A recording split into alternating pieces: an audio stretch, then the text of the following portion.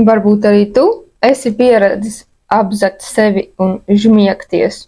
Ir cilvēki, kas iet izklaidēties un izbauda savu brīvo laiku un iet iepirkties veikalos.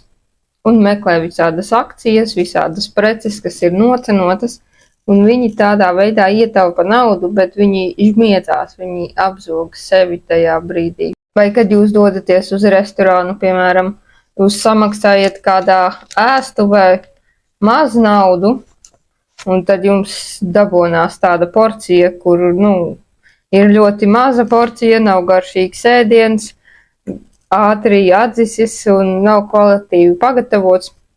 Bet tad, ja jūs samaksājat vairāk naudas, tad tur jūs ieguldat vairāk enerģijas, un tādās vietās bieži vien jūs vienkārši varat baudīt gan garšu ēdienam, gan arī baudīt to atmosfēru, ka tur viss ir padomāts par visu, vienkārši noformējums ir ļoti skaists un gaumīgi iekārtots. Ar mašīnām tas pats. Jūs nožmiedzaties, apzogat sevi tādā veidā un nopērkat kaut kādu lētu mašīnu, kura tur daudz jāremontē, būs daudz salūdzīs un ar kuru vispār nemaz nav komfortabli braukt.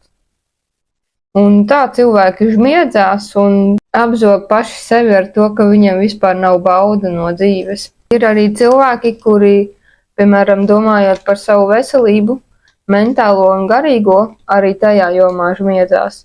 Un tad, ja cilvēki žmiedzās šajā jomā, tad viņi var entos gadus doties pie ārstiem, lietot, piemēram, ibumetīnu, ja viņi nav gatavi ieguldīt šajā procesā enerģiju, lai salabotu savu iekšējo zemapziņu, iekšējās traumas, lai vispār atbrīvotos no tā.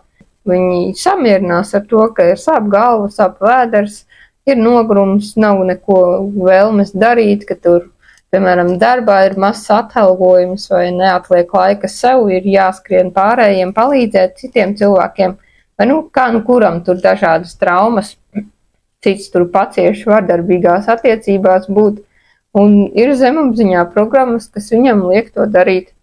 Un cilvēks žmiedzās un negrib ieguldīt enerģiju, lai pats sakārtotu savējo dzīvi. Cik daudz enerģijas jūs būtu gatavs ieguldīt, lai jau pēc ļoti īsa laika varētu dzīvot pavisam citā kvalitātē.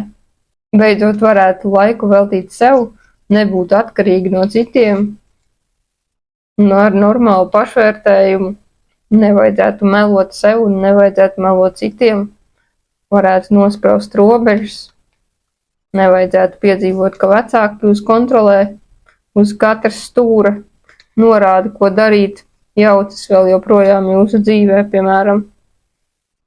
Cik daudz enerģijas jūs būtu gatavi iedot, lai jūs garantēti dabūtu šādu rezultātu.